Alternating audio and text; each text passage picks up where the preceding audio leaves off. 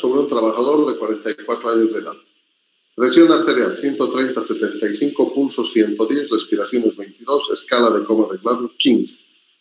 La pierna derecha está dolorosa, moreteada y deforme. ¿Qué les parece? Doctor, buenas tardes, disculpe. No se puede ver la presentación. Ay, no he compartido. Bien que me hayas avisado. Entonces, compartir. Mis lentes.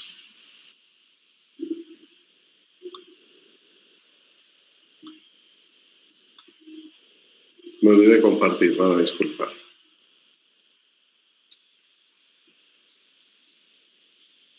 Ahora sí.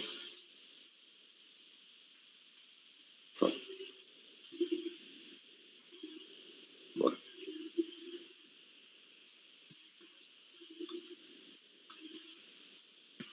Mejor. ¿Qué les parece? Muchas gracias, doctor. Hay taquicardia, doctor. El aumento de la sistólica está, está elevada la sistólica, la diastólica está un poco baja. Y eso ya sería un indicio de que en la circulación algo está sucediendo. Y también las características de la pierna derecha nos indican que hay una lesión. Puede que sea una fractura. La deformidad en la pierna derecha a mí me llama la atención por la fractura a nivel del miembro inferior que puede estar causando un sangrado y una hemorragia. Otra opinión. Buenas noches, doctor. Daniel Estaredo. Bueno, sí, según lo que estoy observando, me parece que no hay un compromiso en nuestro paciente que estaría influyendo o que sea de riesgo. Sin embargo, estamos viendo cómo el miembro inferior, la pierna derecha, sí se encuentra comprometida.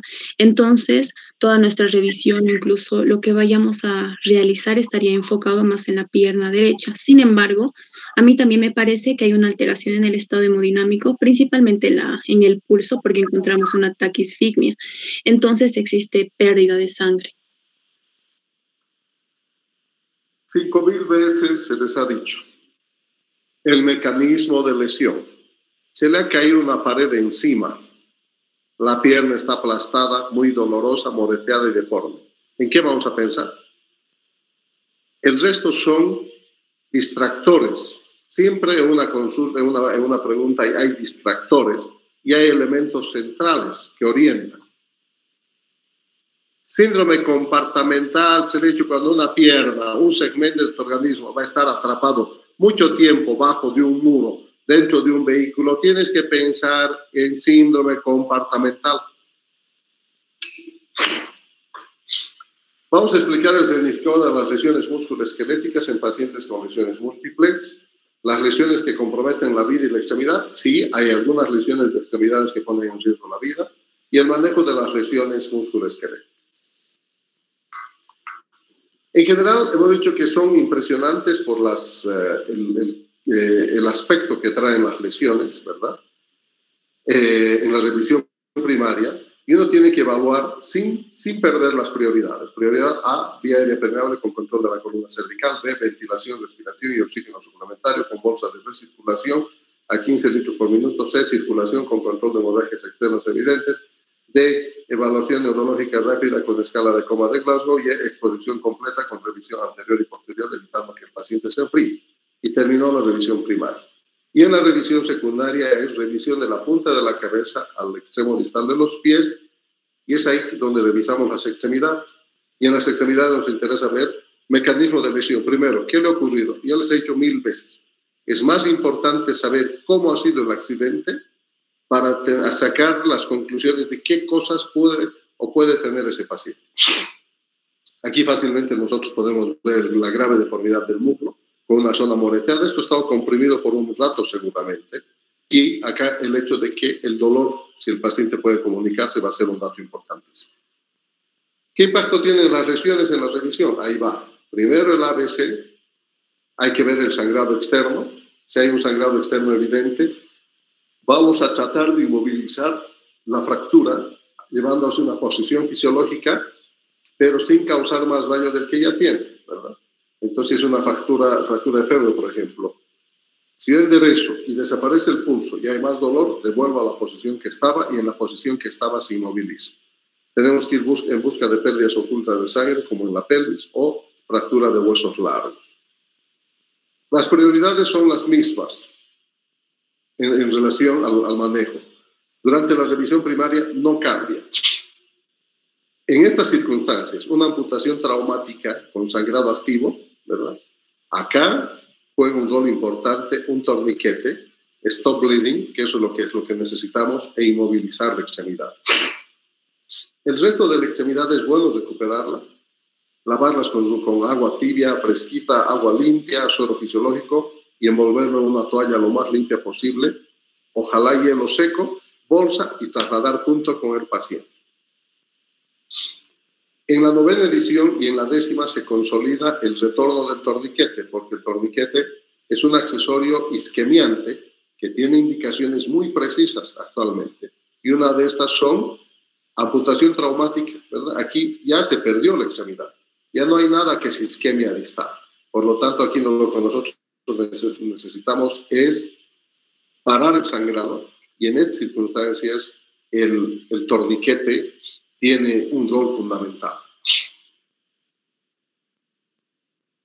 Otro de los ejes centrales es la inmovilización.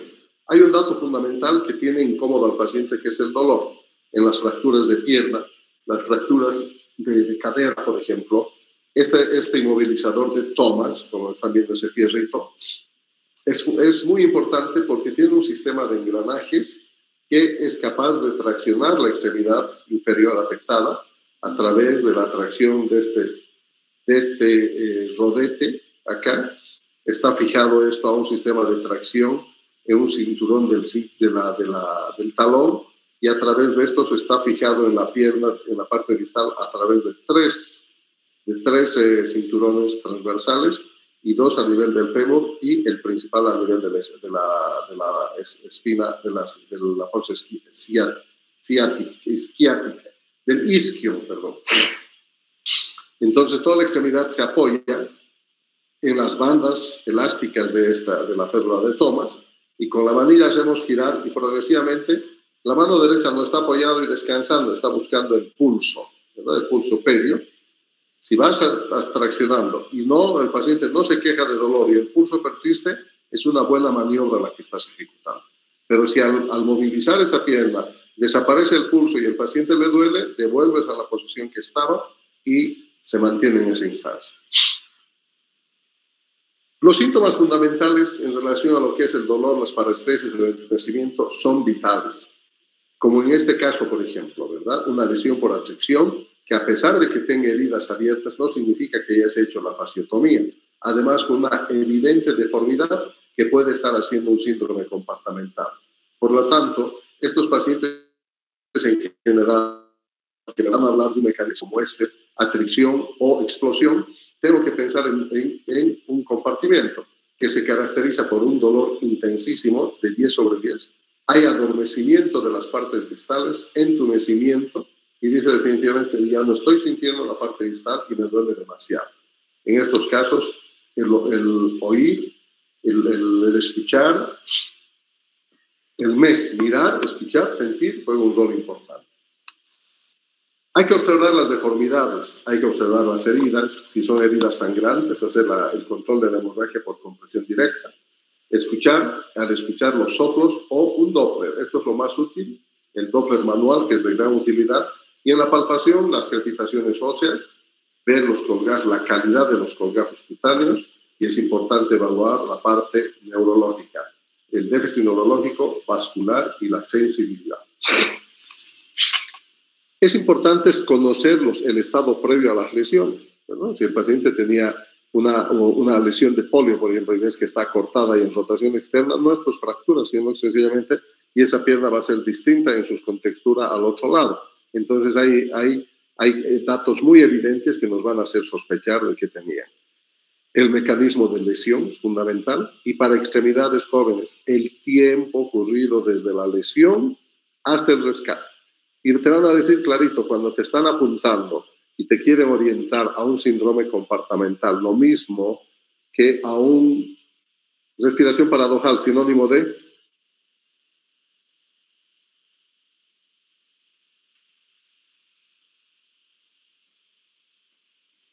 respiración paradojal, sinónimo de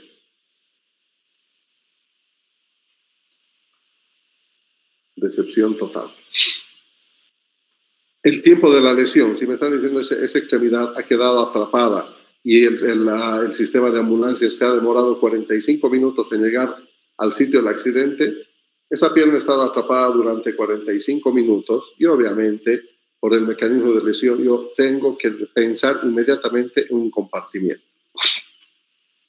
Ver los factores asociados es fundamental, el factor infeccioso y la presencia del tétanos, ¿verdad? El estado inmunológico del paciente ante la sospecha de tétanos, observaciones y cuidados. Es vital en la evaluación secundaria el compromiso vascular, el manejo de las fracturas expuestas en relación a evitar mayor contaminación, y esto se logra sencillamente, como están viendo ustedes, un inmovilizador tipo cojín, irrigado por las compresas están mojadas, con un suero fisiológico o agua, y listo, ¿verdad? Y cuidar de un compartimiento. En estas condiciones es mejor ni pensar aquí inmovilizarlo, es una fractura expuesta que empieza a movilizarla, el paciente va a gritar más todavía. Es bueno reducir la fractura ¿con qué fin? Con el fin sobre todo de manejar el dolor. Cuando una fractura está desplazada y uno lleva una posición fisiológica, las más de las veces es beneficioso, calma el dolor y mejora la circulación. Pero si con esta maniobra lo único que logras es incrementar el dolor y se afecta más la vascularización, la inmovilizas en la posición en que se encontraba. Y aquí nos va a ser útil el uso del Doppler para medir también el índice tobillo-brazo y ver todavía el grado de perfusión que tiene ese órgano, esa extremidad. Las fracturas expuestas es en general, aquí lo que a ustedes les va a tocar hacer es una limpieza, cubrirlas, inmovilizar, y es el traumatólogo el que se va a encargar de hacer la resolución definitiva. ¿Qué tenemos que hacer nosotros? Calmar el dolor y la ansiedad de nuestro paciente, analgésicos opiáceos de acción corta, endovenosos. Acá se pondrá una férula, ¿verdad? Una férula que vaya desde lo que es.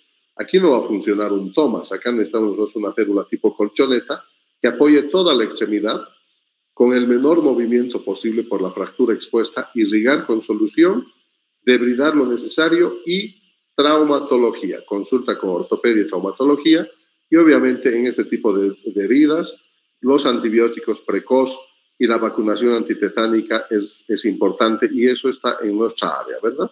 Si ustedes se encuentran con este tipo de heridas y que ha sido un embarrancamiento y había mucho barro, pensemos nomás lugares donde puede existir el tétanos y vacunamos a nuestro paciente. Siempre es fundamental cuando ustedes vean una deformidad, crepitación ósea, una radiografía de extremidad para no dejar desapercibidos. Es muy frecuente que en lesiones mayores de músculo esquelético se deje abandonada las manos, por ejemplo. No le tomaste una radiografía de mano y vas a tener fracturas de coles que a futuro van a dejar una consolidación deformante de la muñeca con limitación funcional. Fracturas en las falanges, ¿verdad? Con rupturas ligamentarias que pueden dejar defectos funcionales en la extensión o en la flexión de sus dedos. Entonces es importante siempre tomar una placa radiográfica que descarte y el examen clínico. Si ves una muñeca deformada, radiografía. Solo cuando el paciente esté hemodinámicamente inestable, vamos a posponer las radiografías. Entre tanto, se inmoviliza y resolvemos el problema en A, en B, en C. Y luego pasamos a hacer la evaluación secundaria en extremidades. ¿Qué lesiones pueden causar un síndrome compartimental? Fíjense en esto. Fracturas de tibia. ¿Dónde puede haber un síndrome compartimental? En cualquier parte del cuerpo. ¿El corazón? Sí, por el edema, el saco fibroso pericárdico se puede constituir en un saco restrictivo. ¿En el abdomen puede haber síndrome compartimental? Sí, puede haber síndrome compartimental por el edema, la inflamación y a veces sepsis. Y si tú a la fuerza cierras esa pared abdominal, es acá donde se utiliza la bolsa de Bogotá, no se cierra la aponeurosis, porque al cerrar la aponeurosis bajo presión, lo único que vas a condicionar es un síndrome de compartimiento intraabdominal que se caracteriza por compresión del retorno venoso. Hay problemas en la irrigación intestinal, visceral, riñones. El paciente entra en oliguria, anuria y falla multiorgánica. ¿Dónde se ha descrito el síndrome compartimental? Habitualmente en las extremidades. En las extremidades con huesos largos que tienen compartimientos con musculatura, con compartimientos definidos y estrechos. Acuérdense, el compartimento lateral, el interno, el medial, donde hay grupos musculares envueltos en una vaina aponeurótica. Entonces, esa es la condición para que se dé un síndrome compartimental asociado a lesiones óseas y vasculares. Las lesiones inmovilizadas con yesos, esto también a la larga puede llevar a síndromes compartimentales, y obviamente lesiones por aplastamiento y quemaduras. ¿Y qué tipo de quemaduras en particular? Las quemaduras circunferenciales, ¿no? Como anillos en los brazos, en el antebrazo, en el tórax, ¿no? Que haya una quemadura circunferencial va a requerir esclerotomías. ¿Cómo reconozco el síndrome compartimental? El mecanismo de lesión es fundamental. Colapsos, aplastamientos con recuperaciones, con traslados, con asistencias tardías. Ese es el término, donde la persona ha quedado atrapada bajo un muro, bajo un auto por 1 hora, 2 horas. ¿No? Esos son los pacientes que van a ir a un síndrome compartimental. ¿Y de qué se van a quejar los pacientes? Compromiso. Primero, el dolor. El dolor es 10 sobre 10, es intensísimo. Y después, en la medida que se van afectando, es más o menos parecido en el TEC, ¿no? Donde al aumentar la presión en la extremidad aplastada, lo primero que va a sufrir va a ser el colapso venoso. Por lo tanto, ¿qué va a haber? Edema. Las venas se comprimen con el soplido, ¿verdad? Son muy frágiles. Si hay edema, se aprieta, entonces se compromete primero el retorno venoso y aumenta el edema. Luego se comprometen los nervios. Los nervios son los siguientes en doler y duelen y duelen y duelen tremendamente. Parece así, el paciente dice, se me está acalambrando la pierna, se me está acalambrando mis brazos. Y finalmente el compromiso arterial. Cuando ya no hay pulsos, jóvenes, chao, llegaste tarde.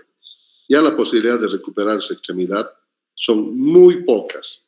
Entonces, la fasciotomía, como están viendo ustedes acá, que es una apertura no solo de la piel, sino de los compartimientos aponeuróticos, poniendo los vasos, los nervios y los músculos así. Esto es fasciotomía.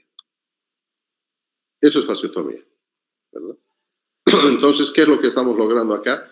Disminuir la presión en los compartimientos para que no sufra la musculatura y no se provoque compromiso vascular y nervioso con la pérdida de la extremidad. Entonces acá, el retorno venoso normal. Lo mismo, ¿en la cabeza puede haber síndrome compartimental? Sí, por eso se hace la craneotomía descompresiva, se saca 2 pedazos de cráneo, ¿no? O 1, dependiendo si es uni o bilateral el hematoma, las más de las veces es 2, se guardan los huesitos bajo la piel, en el abdomen, bajo el subcutáneo, y solo queda el cuero cabelludo. Entonces, el cerebro tiene todo el espacio del mundo para expandirse y aparecen como cuernos en esas zonas de descompresión, además con duroplastía, o sea, tienes que además aflojar la dura madre. Entonces, esa es la secuencia semiológica que sigue un síndrome compartimental, hasta que llega un momento en que ya no hay pulsos y las presiones tisulares están por encima de 35-45 milímetros de mercurio. Existen unos aparatitos especiales con agujitas muy sensibles que se llaman tonómetros. Es bueno tenerlo, cuesta. ¿Cuántas veces las voy a utilizar? Muy pocas veces al año. ¿Vale la pena invertir? No. Lo más importante es la clínica y saber diagnosticar un síndrome compartimental. ¿Puedo medir de alguna otra manera la presión dentro del compartimiento? Sí, como medir la presión venosa central con una aguja, una línea arterial midiendo con la altura del corazón, entonces también podemos presuponer con un grado de aproximación muy bueno el síndrome compartimental. ¿Cuándo me va a ser difícil encontrar ciertas lesiones o definirlas? Cuando el paciente esté con el sensorio alterado, ¿no? Está inconsciente, bajo el efecto de alcohol, de drogas, no colabora, o hay un TEC, o hay un trauma raquimedular, ¿verdad? Entonces ahí el paciente no se queja y tengo que tener un alto índice de sospecha, preguntar qué ocurrió. Estuvo atrapado las dos extremidades en el vehículo contra los fierros. Compartimiento, ojo. Y como el paciente está inconsciente o en coma, tengo que tener un alto índice de sospecha para detectar un compartimiento. Lesiones vasculares. Ojo, las lesiones por aplastamiento no solamente pueden cursar con un síndrome de compartimiento, sino con la lesión de las fibras musculares y la mioglobinuria, cosa muy parecida a la que ocurre en los pacientes con quemaduras eléctricas. Ojo con las fracturas ocultas, sobre todo en zonas poco exploradas, como las muñecas, lesiones de partes blandas y los trastornos de coagulación. Y ahí tienen el escenario, ¿no? El escenario les dice todo. Paciente iba en motocicleta, sin casco protector, impacto frontal contra un árbol, un muro, ya sabes, estamos hablando de TEC y trauma raquimedular. Cuando dicen caída de altura y hay una radiografía con mediastino ensanchado, estoy hablando de lesión de grandes vasos en el tórax. El mecanismo de lesión es esencial para uno plantear qué cosas, qué lesiones puede tener el paciente. Porque así como ustedes, me voy directamente a la pierna derecha dolorosa, moreteada, y no pregunto qué es lo que había ocurrido, y me voy a los signos vitales, digo, ay, sí, está con una presión alta, pero nada más, no pasa nada, cúbranle la pierna y déjenlo tranquilo. Cuando ya el paciente ya no grite de dolor en esa pierna, es que la pierna ya se perdió. Preguntas. Buenas noches, doctor Banielis Peredo. Usted mencionaba el uso de torniquete en un ejemplo que era la amputación traumática. ¿Existen otros? Porque existen sus contraindicaciones. Incluso leí que esto puede causar más daño al paciente. ¿Dónde has leído? El hecho de, lo que leí fue el hecho de disminuir el riego sanguíneo. ¿Cuál es tu fuente de información? Si es vanidades, mejor ni la menciones. Si es periódico, igual ni menciones. ¿Cuál es tu fuente de información? Porque lo que tú dices es para una publicación de los años 2000 y estamos 2021. Entonces no, doctor. Pensé además que el hecho de disminuir, pero si es pasado, está bien.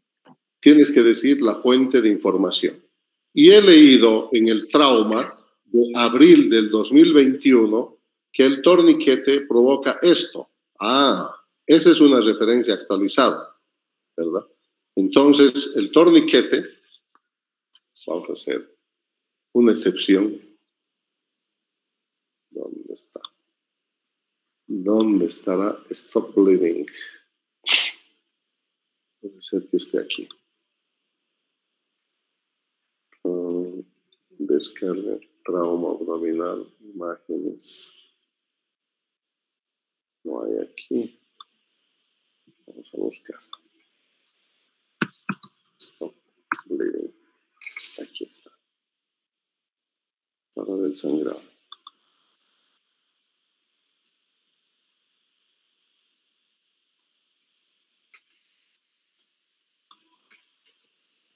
Este es el plus que trae la 10ª edición, ¿no? Bleeding Control. Y esto es para, sobre todo en la parte extrahospitalaria, cuando te encuentras con un paciente gravemente lesionado. Este es un consenso de Hartford para salvar la vida, ¿no? Donde dice que es importante evitar el sangrado, del comité de trauma del American College, donde participan además la Asociación de Técnicos Médicos y el grupo de cuidados en combate táctico, ¿no? Que son cursos cursos para traumas militares. Entonces, estas 3 instituciones hacen el consenso de Hartford en busca de elementos básicos y esenciales para el manejo de sangrados y evitar que la gente se muera sangrando. Vamos a avanzar. Violaciones domésticas, tiroteos, bombardeos. Lo más importante es garantizar tu seguridad. Lo primero que tienes que hacer es llamar al 911 o al número que sea de emergencia en tu lugar donde vives. B, bleeding, parar el sangrado. C, comprimir. Eso es lo que tienes que hacer, ¿verdad? Cubriendo la herida con un trapo limpio y vamos a ver cuándo se utiliza un torniquete. Si se fijan, es una secuencia. Cubrir la herida, usar un torniquete o un empaquetamiento. Llamar, pedir ayuda, el sangrado. Encontrar el lugar de origen del sangrado. Buscar e identificar el sangrado que pone en riesgo la vida. Fíjense acá. ¿Cuál es el sangrado que pone en riesgo la vida? Sangre que brota profusamente de la herida a borbotones, que no deja de salir por la herida, que se acumula en el piso, apósitos empapados en sangre, vendas que están empapadas, ¿no? Y este es un sangrado que pone en riesgo la vida porque con esto en segundos o en minutos vamos a perder al paciente o, como en estos casos, con un sangramiento en napa. ¿Cuáles son las heridas que pueden causar la muerte, jóvenes? Acá. Las lesiones que comprometen las axilas, la ingle, porque están grandes vasos. Y una lesión de este tipo sí puede no solamente comprometer la extremidad, y ahí tienes el ejemplo. Acá todavía hay cuerdas tendinosas, vasculares, nerviosas que mantienen la continuidad, aunque perdió la continuidad ósea, la continuidad con la extremidad. Acá me va a servir muy bien un torniquete para controlar el sangrado y tengo que saber, ahora sí, el torniquete tiene una plaquita, ¿no? Arriba, donde te dice nombre, hora en que estás instalando. Y no estás instalando la hora por si acaso, ¿no? Sino porque a partir de ese momento empieza el conteo hacia atrás del tiempo que tú puedes tener un torniquete teniendo un extremo distal todavía conectado y vivo. Heridas de las uniones del torso, cuello, hombro, ingle y sangrados que pueden, estos son las heridas que ponen en riesgo la vida del paciente, donde va a funcionar. Acá yo no puedo evaluar balazos, entonces aquí lo que yo necesito es una asistencia rápida. Vamos al torniquete. Entonces, si se fijan, estamos hablando de presión directa. Los dedos, las manos, ¿no? Estamos hablando de un pedazo del mandil, la ropa del mismo paciente. La idea es hacer una toallita, apretar encima de la herida y no mirar de rato en rato si paró el sangrado. Comprimir hasta que llegue la ayuda. Ahí. Si tengo un maletín con todas las medidas, obviamente otra será las maniobras y dice, ¿hay un torniquete disponible inmediatamente? Sí. Perfecto. Entonces aquí está lo que preguntabas. Apliquémoslos arriba del sitio del sangrado y apretar hasta que el sangrado se detenga. Y ahí tú tienes un torniquete de acá. La mayor parte de estos son torniquetes del ejército. Es un dispositivo que detiene el flujo de sangrado. Si se lo aplica correctamente, el torniquete sí va a parar el sangrado de la extremidad, ¿ya? Y va a limitar la pérdida de sangre. Y lo mismo que compresión. El torniquete no se afloja para ver si paró el sangrado. El torniquete solo se va a retirar cuando llegue a su destino final y haya gente especialista en esto. Aplíquelo inmediatamente si ve un sangrado que pone en riesgo la vida en el brazo o en la pierna de la víctima. Entonces ya has visto dónde vas a colocar. Se puede colocar sobre la ropa, a veces si es necesario, pero mejor es hacerlo directamente para lograr un adecuado control hemostático con el torniquete. Porque por debajo la camisa puede hacer pliegues y no vas a tener una compresión concéntrica efectiva. No aplicar directamente sobre las articulaciones de la rodilla o el codo, o, ojo, sobre el bolsillo del brazo o del pantalón, que pueden tener elementos. Los soldados tienen muchas cosas en sus bolsillos, desde alimento hasta granadas. Entonces ahí hay que descubrir, quitar estos elementos y apretar el torniquete hasta que pare el sangrado. Y ahí les presento, jóvenes, los torniquetes. Este es el CAT. el más común utilizado. Vamos a ver cómo funciona. El de primera, de segunda generación. Y todos estos son torniquetes de la vida militar. Los utilizan mucho los EMTs. Y este es el que tenemos más en nuestro medio. Y para que vean, ahí están como la etiqueta. Tiene varios componentes como el barrilete. Tenemos la cinta adhesiva, ¿no?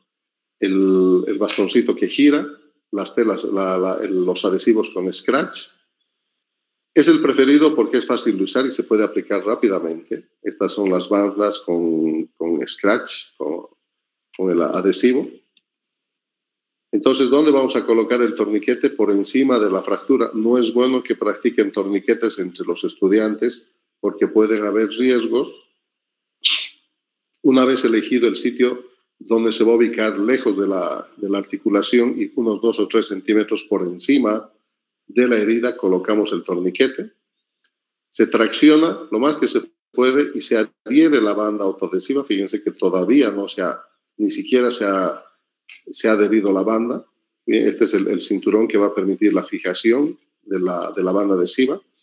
Una vez que he logrado la compresión, entonces apego completamente el resto del cinturón en el scratch y está llegando ya al cinturón de seguridad acá y voy a colocar en ese mismo sitio y esto va a quedar por encima muy próximo al barrilete y por debajo de la cinta blanca de identificación y se empieza a girar la varilla del molinete.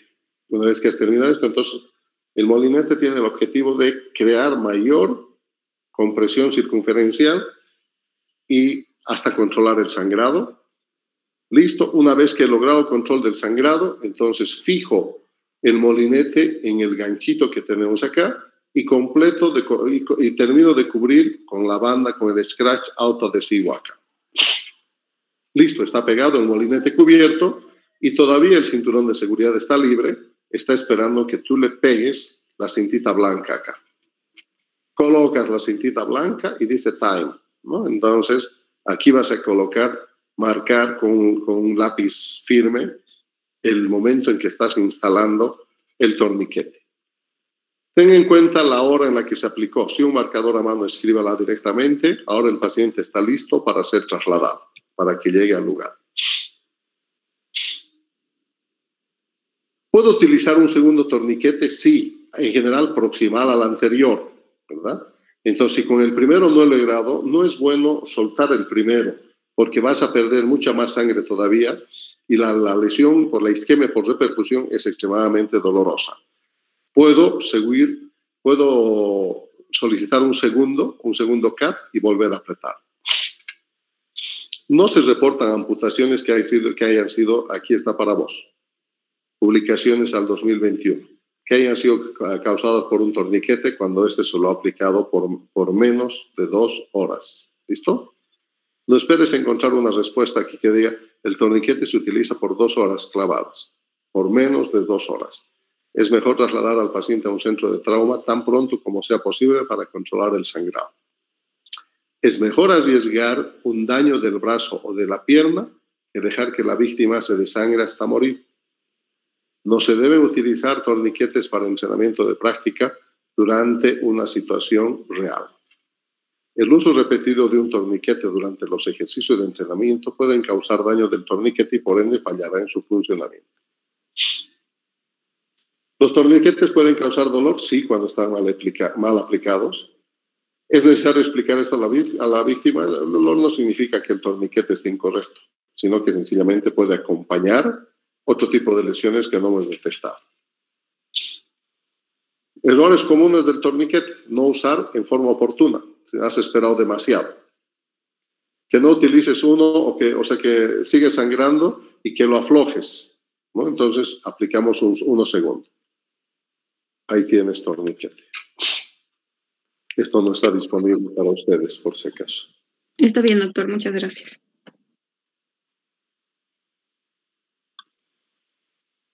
Bien. Las lesiones musculoesqueléticas pueden ser una amenaza para la vida. En algunas circunstancias sí, cuando las lesiones están próximas a la ingle, a las axilas, al cuello, en la base del cuello. Es importante inmovilizar las fracturas y luxaciones para evitar secuelas, reconocer precozmente el síndrome, el compromiso vascular y un síndrome compartimental.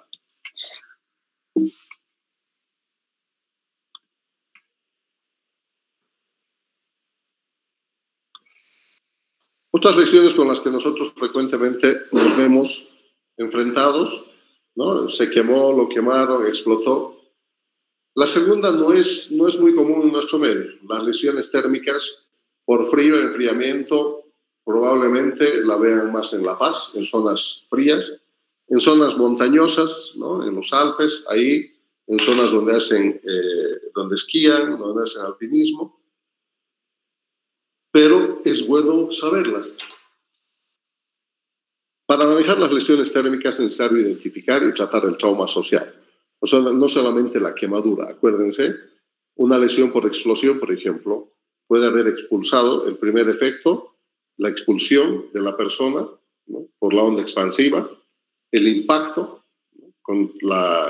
Ahí ya viene el flamazo, la quemadura, el impacto en la caída contra la pared o el piso, las esquirlas, y todo esto van a condicionar un trauma grave. Un hombre de 54 años es rescatado de una habitación llena de humo de una casa que se incendia. El paciente está consciente, agitado, tose y expectora esputo carbonáceo. Parece tener quemaduras en su cara y en la parte superior de su cuerpo. Ahí está la foto. No se van a olvidar más. Memoricen esa foto. Y hasta de ver solamente, yo ya estoy sintiendo el olor a la quemadura de pelos, que es clásico el olor, ¿verdad?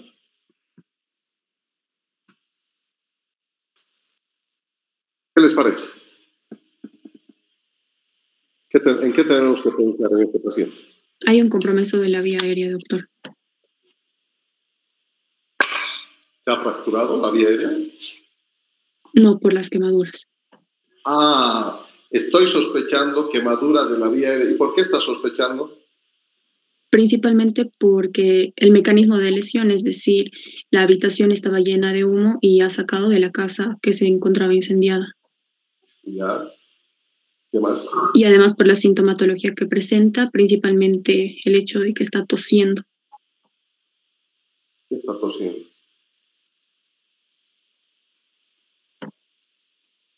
Que me parece demasiado inteligente que tiene sospecho que tiene quemadura y que no sepas fundamentar. Expectora el esputo carbonáceo. ¿Qué más? Como con tirabusaires. Y bueno, hay olor a pelo quemado, les estoy diciendo. Quemadura de los pelos de la cara, de los cabellos, quemadura de las fosas nasales, de los pelitos de las fosas nasales, de las cejas, de las pestañas. En esos pacientes voy a sospechar una lesión de vía aérea superior. ¿Qué es lo que vamos a ver? Nuestro objetivo es demostrar la evaluación inicial y el tratamiento de las lesiones térmicas y de las lesiones asociadas, la extensión de las quemaduras de acuerdo a la regla de los 9, anticipar los problemas propios de las lesiones térmicas.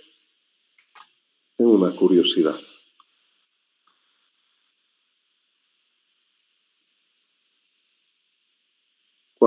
Volvimos a lo de antes. No hay nada que darles más. Anticipar los problemas propios de las lesiones térmicas y enumerar los criterios de traslado de pacientes con lesiones térmicas a centros de atención de quemado. Entonces, las quemaduras pueden ser quemaduras por fuego, quemaduras químicas, que vamos a decir, o quemaduras por frío. Las quemaduras por frío es muy frecuente en los soldaditos, en el altiplano, ¿verdad? Ese es el pie, el frostnip y el frostbite. Son las quemaduras por frío en ambientes donde además se acompañan de pies mojados y que de a poquitito van perdiendo la sensibilidad.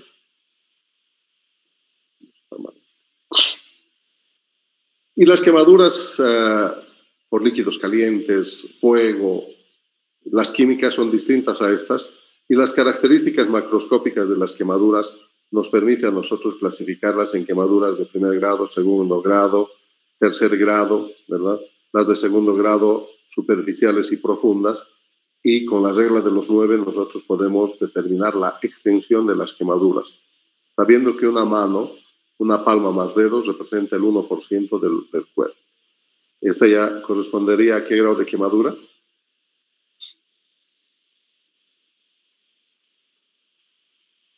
Segundo profundo. Ahí tienen la misma mano, ¿verdad?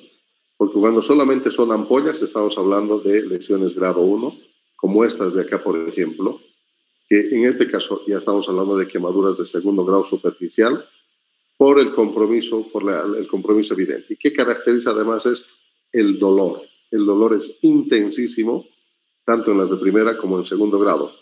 Solo el paso del aire provoca intenso dolor. Las prioridades no cambian, las prioridades son las mismas, A, B, C, D, y lo que tenemos que hacer es detener la quemadura, ¿no? Una vez que nosotros hemos estabilizado al paciente, vía aérea permeable, B, C, evaluación neurológica, exposición, vamos a ir a detener la quemadura. De acuerdo al mecanismo de lesión, es fundamental anticiparnos a los hechos. Si me dice explosión en un ambiente cerrado, yo ya de hecho preparen el laringoscopio porque es la oportunidad para intubar a este paciente, si no, no se intuba nunca más.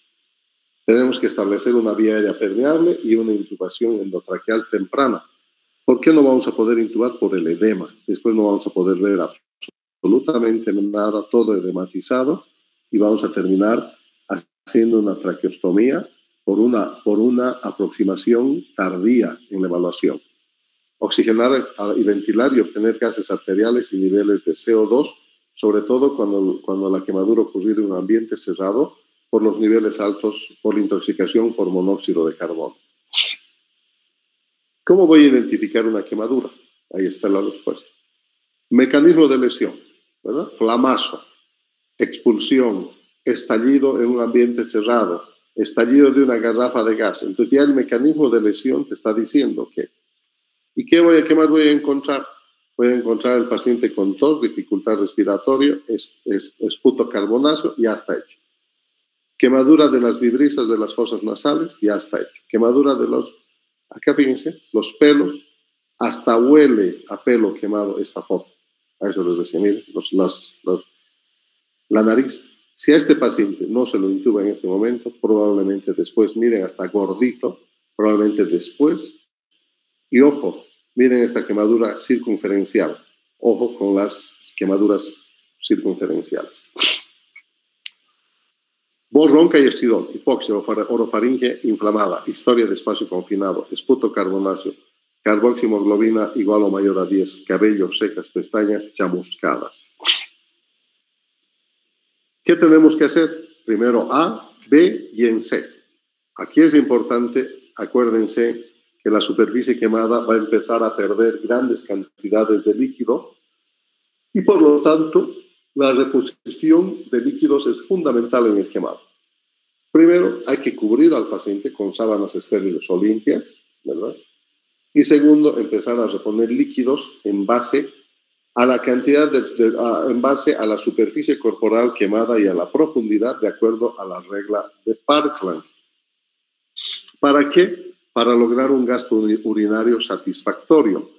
Y de cómo, o sea, una vez que yo tengo en extensión la superficie corporal definida, en profundidad, y tengo el porcentaje y la cantidad de los líquidos obtenidos, 14 litros, la cantidad de líquidos que voy a administrar, el 50% se administra dentro de las primeras 8 horas de ocurrido el accidente.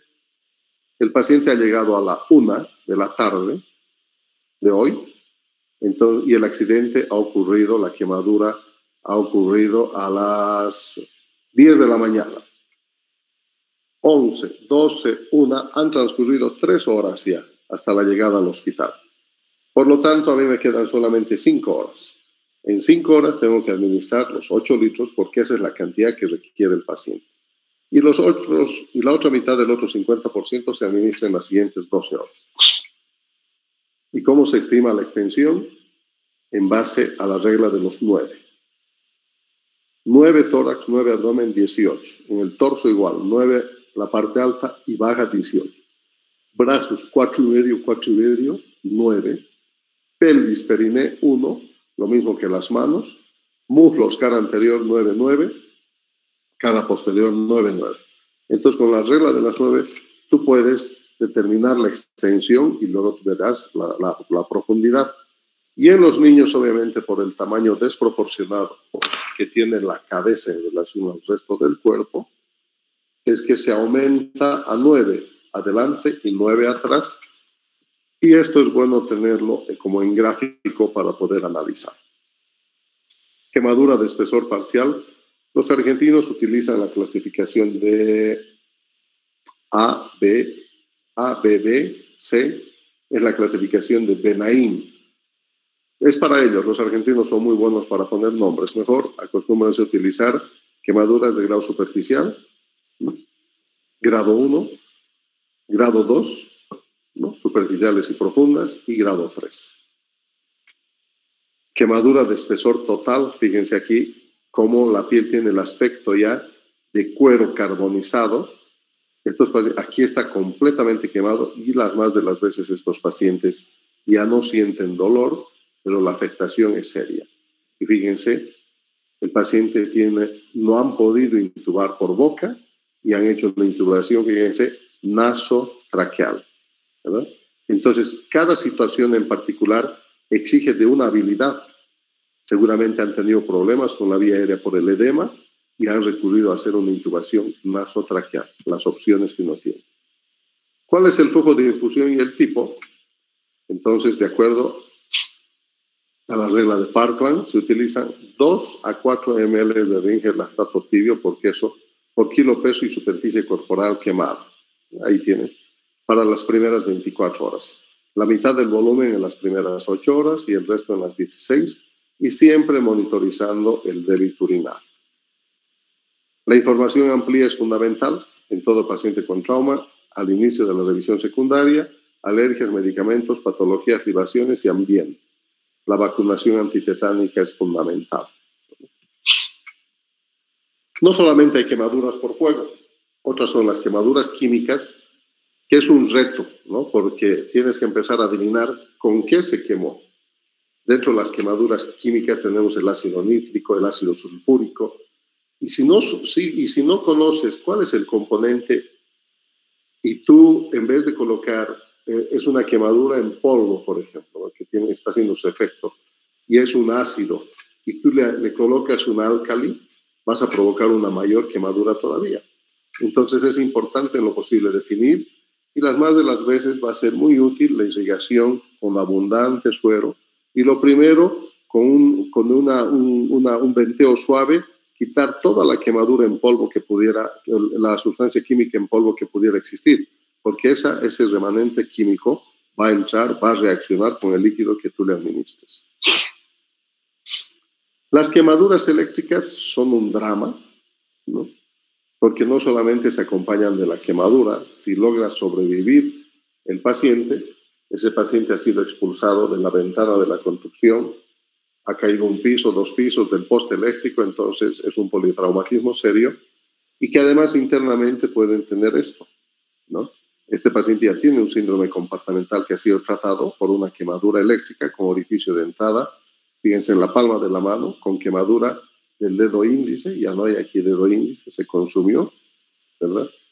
Y ha ido a hacer estragos en la musculatura, y no solamente de la extremidad, sino también del corazón, y a nivel renal, la mioglobinuria por el trauma eléctrico en la musculatura.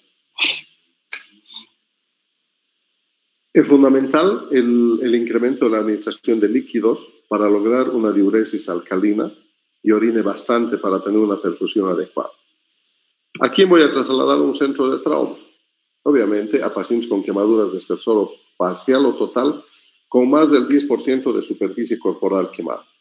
¿Y en Cochabamba hay un centro de trauma? No. ¿En Bolivia hay un centro de trauma? No. Entonces, ¿qué vas a hacer? Lo vas a trasladar al mejor lugar donde puedan tener un ambiente ojalá estéril y con quirófano para hacer los aseos. Pacientes que tengan quemaduras de extensión que están localizados en cara, ojos, oídos, manos, pies, genitales, o quemaduras de espesor total de cualquier edad se trasladan a centros donde tengan. Ahora tenemos un centro de quemados de niños, ¿no? En el Viedma con el doctor Romero. Quemaduras de espesor parcial total, quemaduras eléctricas, químicas importantes por inhalación, pacientes con comorbilidades o lesiones asociadas que pueden necesitar la atención en un centro de quemados.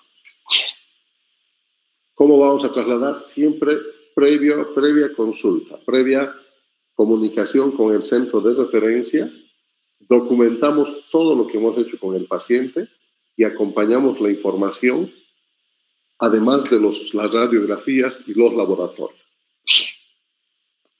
El caso clínico y las lesiones por frío.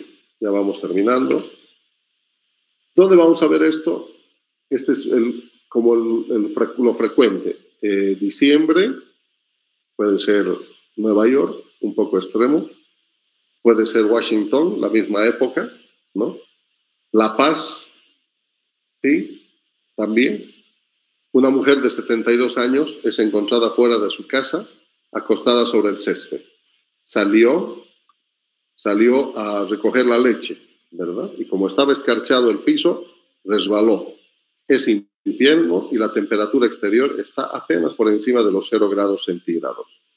La extremidad inferior derecha de la paciente se encuentra cortada y en rotación externa. Los dedos de sus manos y pies están blancos y fríos. ¿Qué les llama la atención? Voy a enchufar mi cargador.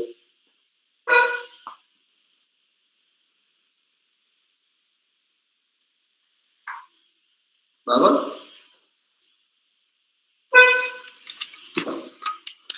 A mí me llama la atención los 72 años. A los 72 años, mujer que se caiga, alta probabilidad, y en cualquier época del año, alta probabilidad de fractura de cadera, ¿verdad? Y si me dicen que la extremidad inferior derecha está acortada y en rotación externa, fractura de cadera. Listo. Solo que aquí ahora el contexto es invierno, bajo cero, y los pies de sus manos están congelados y fríos. Estamos hablando de lesiones por frío e hipotermia.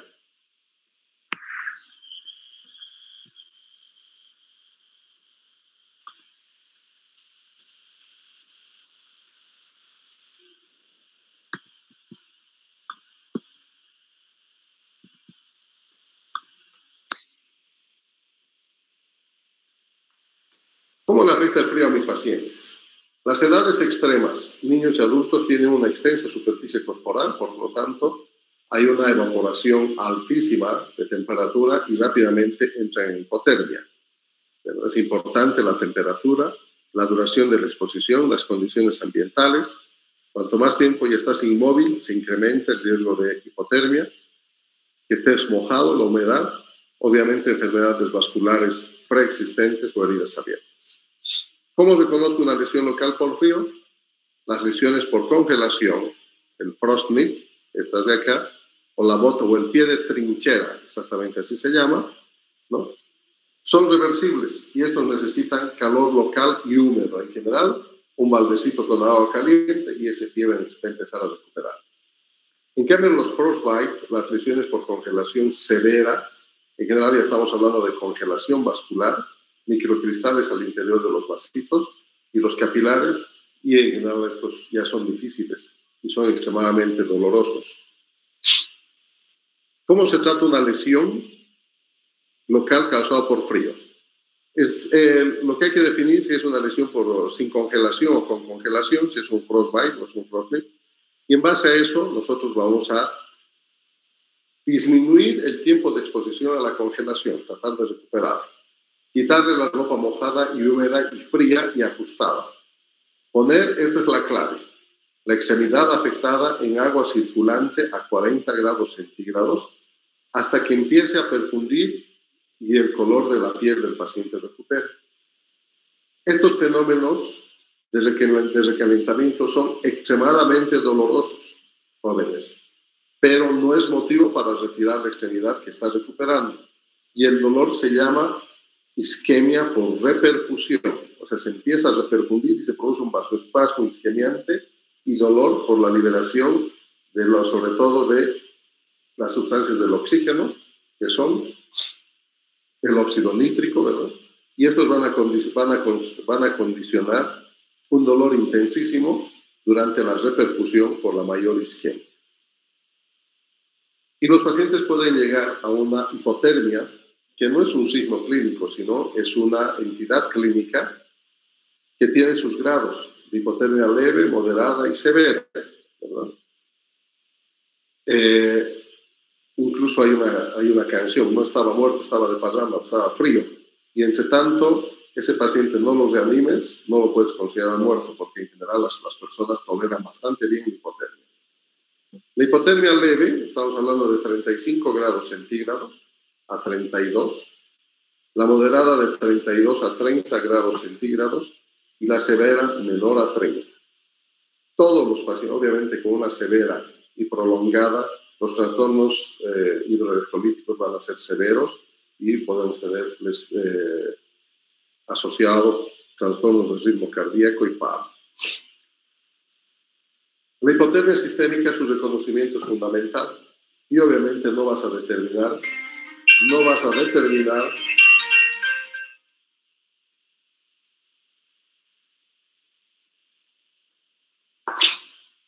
esto no vas a lograr medir la temperatura con un termómetro de estos clásicos de mercurio, ¿verdad?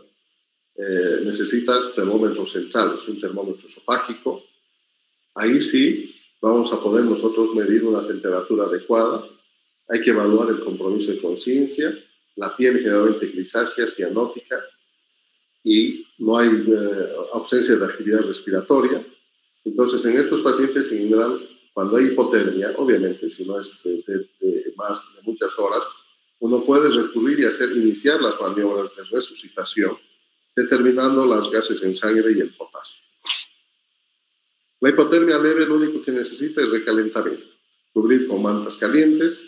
Si las piernas están frías, introducirlas en una batea con agua tibia, con aire circulante a 40 grados. Y en la severa se puede recurrir al recalentamiento activo. ¿Qué es esto?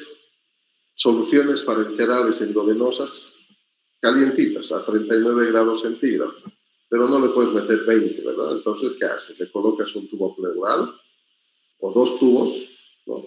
Y por un lado introduces al tórax agua tibia a 40 grados centígrados y el agua sale por el otro. Y lo mismo, podemos hacer un lavado peritoneal y en situaciones extremas podemos recurrir a circulación extracorpórea para el recalentamiento. Y se considera fútil cuando el potasio está por encima de 10 y el pH por debajo de 7. Entonces, si en los gases ves que el paciente está extremadamente acidótico y su potasio por encima de 10, ya no. La futilidad es el esfuerzo innecesario que lleva al encarnizamiento. Exactamente, llegamos a tiempo. El caso clínico, preguntas.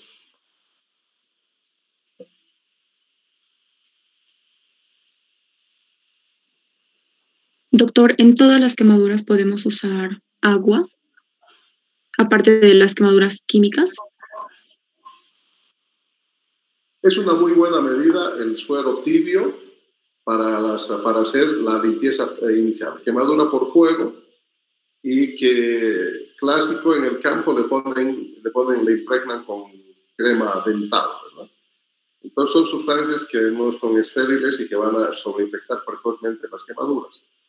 Después se cayó y está con tierra, entonces le hacemos irrigación sobre una bateíta, un lavado suave, no a chorro, o sea, no a presión me refiero, con agua tibia o agua recirculante que nos permita rápidamente sacar toda la suciedad que está en las proximidades de la quemadura y cubrir con una sábana limpia y en lo posible estéril. Gracias, doctor. Las lesiones por quemaduras hay que reconocer y tratar, no se olviden, por inhalación. Los líquidos son importantes de acuerdo a la extensión y la profundidad de la quemadura. El método de Parkland hay que recordar. Y las lesiones por frío, los frostnip sin congelación y los bite con congelación, saber qué es lo que vamos a hacer y considerar la hipotermia como una entidad clínica con sus 3 grados, 32 32-35, 32-30 y menor de 30, y como entidad clínica también tiene sus maniobras de resucitación.